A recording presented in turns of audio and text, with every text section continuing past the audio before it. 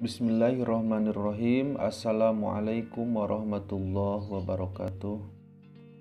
Anak-anakku yang Bapak banggakan, hari ini kita akan belajar di pertemuan selanjutnya, yaitu tentang pengertian mukjizat, karomah, irhas, dan maunah. Apa itu mukjizat? Mukjizat merupakan secara bahasa berasal dari kata bahasa Arab, berarti sesuatu yang melemahkan atau yang mengalahkan. Menurut istilah, mukjizat berarti sesuatu yang luar biasa yang terjadi pada diri Nabi dan Rasul dalam rangka membuktikan dirinya adalah Nabi dan Rasul yang tidak dapat ditiru oleh siapapun.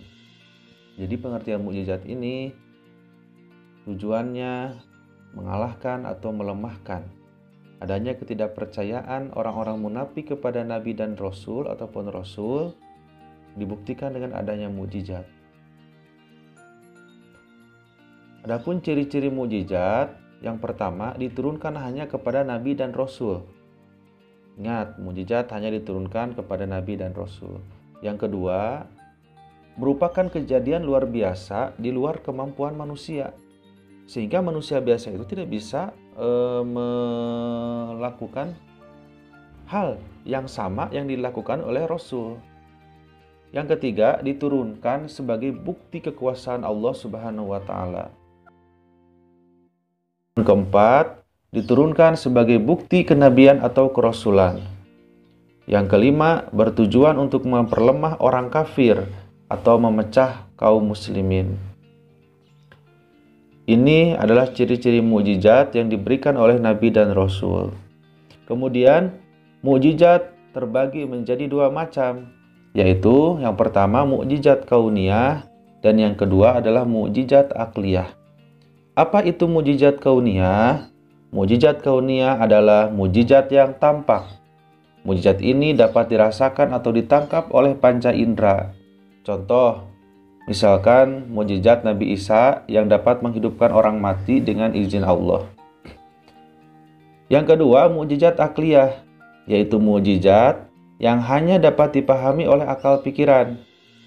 Ciri khusus mukjizat ini adalah berlaku universal atau sepanjang masa dan dapat dipahami oleh akal pikiran. Contohnya seperti Al-Quran memiliki keistimewaan, yaitu kandungan yang luar biasa, susunan sastra yang indah, dan akan terjaga sepanjang masa.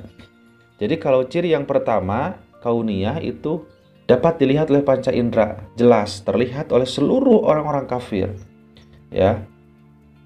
Sementara akliyah itu harus dipikirkan terlebih dahulu, harus dipahami terlebih dahulu, sehingga ini menunjukkan bahwa fungsi manusia memiliki akal pikiran itu digunakan untuk memahami.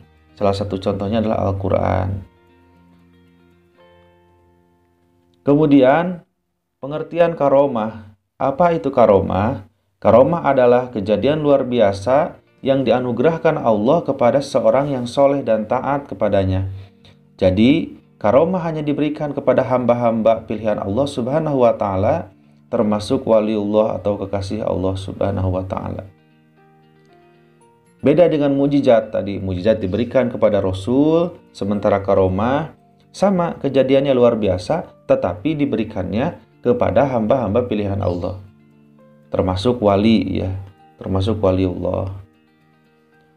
Apa syarat-syarat terjadinya karomah? Yang pertama, orang yang mendapat karomah bukanlah seorang Rasul, gitu ya. Jadi kalau yang mendapatkan kejadian luar biasa Rasul, itu berarti mukjizat. Tetapi kalau selain Rasul, itu karomah. Tidak memiliki syarat khusus berupa doa, bacaan, atau zikir khusus. Tidak ada bacaan-bacaan, itu datang secara spontan, ya.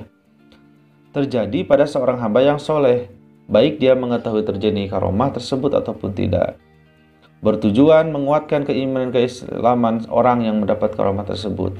Kemudian diberikan Allah kepada hamba-hambanya yang benar-benar beriman serta bertakwa kepadanya. Jadi ciri-ciri ini sedikit beda dengan mukjizat, bahwa karomah diberikan kepada orang soleh. Pada orang soleh termasuk wali, kata kunci diberikan kepada waliullah. Waliullah adalah para ulama-ulama, ya,